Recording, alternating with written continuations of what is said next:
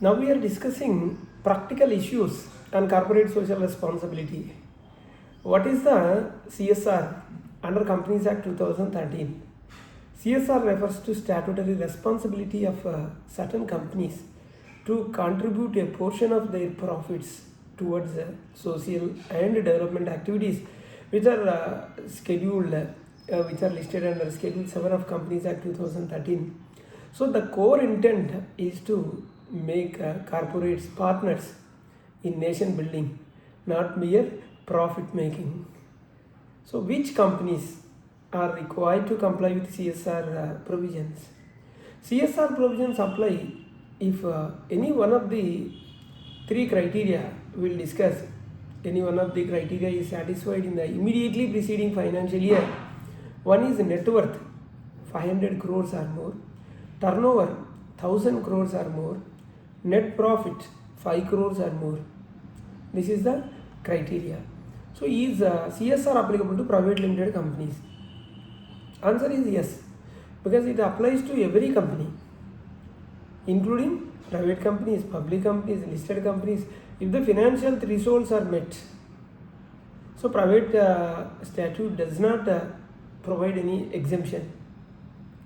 Is CSR applicable to foreign companies operating in India? Answer is yes.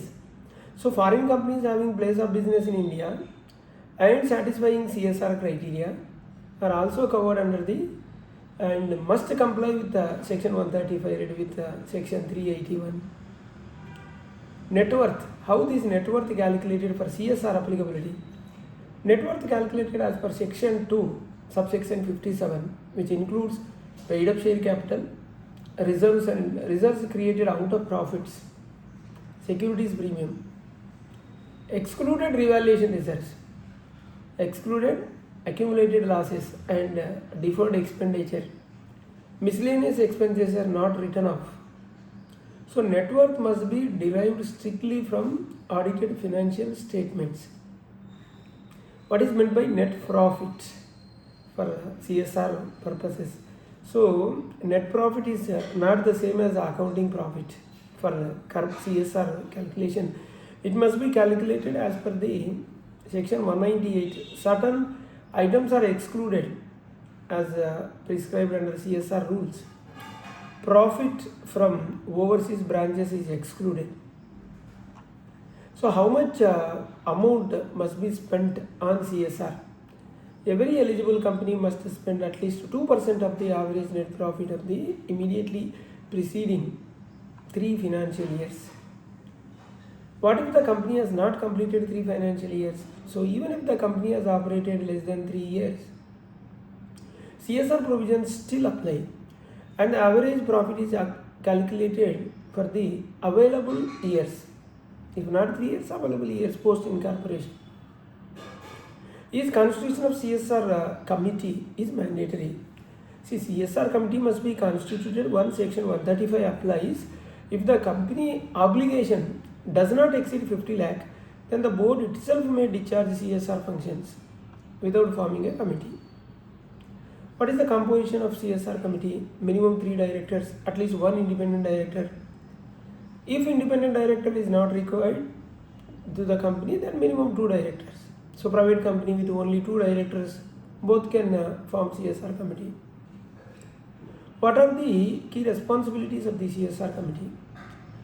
The responsibilities includes frame CSR policy, recommend CSR expenditure, monitor implementation, and ensure compliance with the Schedule 7 activities. What are the ongoing CSR projects? Ongoing project is multi-year CSR project approved by the board can extend up to 3 financial year after commencement year. So the maximum duration, so after commencement year, 3 years. What happens to unspent CSR amounts? Suppose if it is ongoing project, then transfer unspent CSR account. So transfer this amount to unspent CSR account within 30 days and must be utilized within 3 years.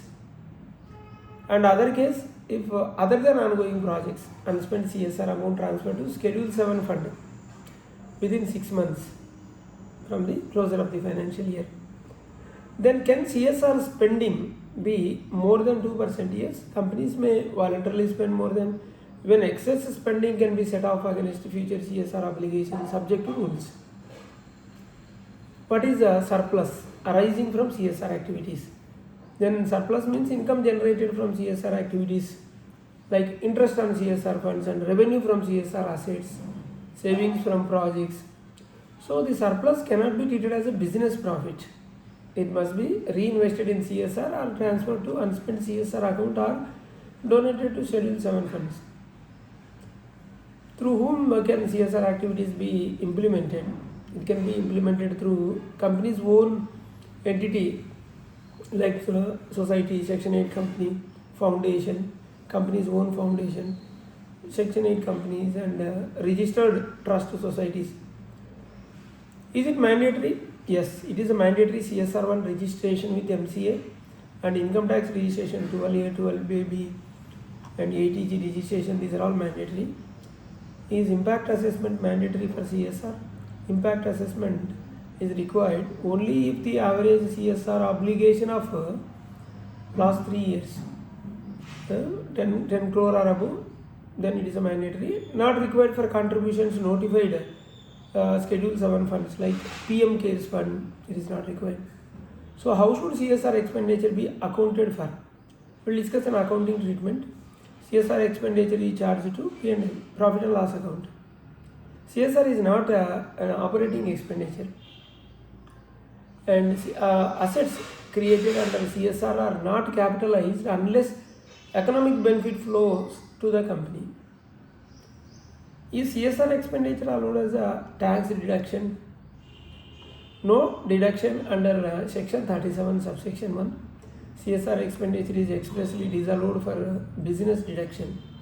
However, donations to certain approved funds may qualify under section 80G subject to conditions. So what disclosures are mandatory for CSR? Board's report, annual CSR report and financial statements, company website, CSR 2 form with AOC 4.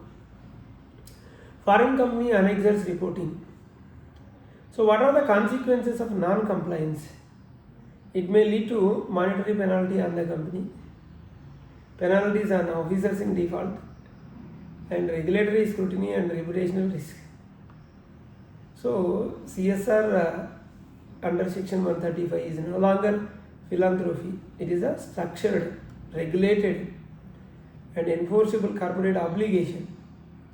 So proper planning, accurate computation, timely spending, correct accounting and transparent disclosures, these are all essential to ensure full CSR compliance without penalties. Hope you are clear. We have 2 channels, RR Corporates and other channel RR Legal Talks. Please do subscribe, hit the bell icon so that you will not miss our latest updates. Bye.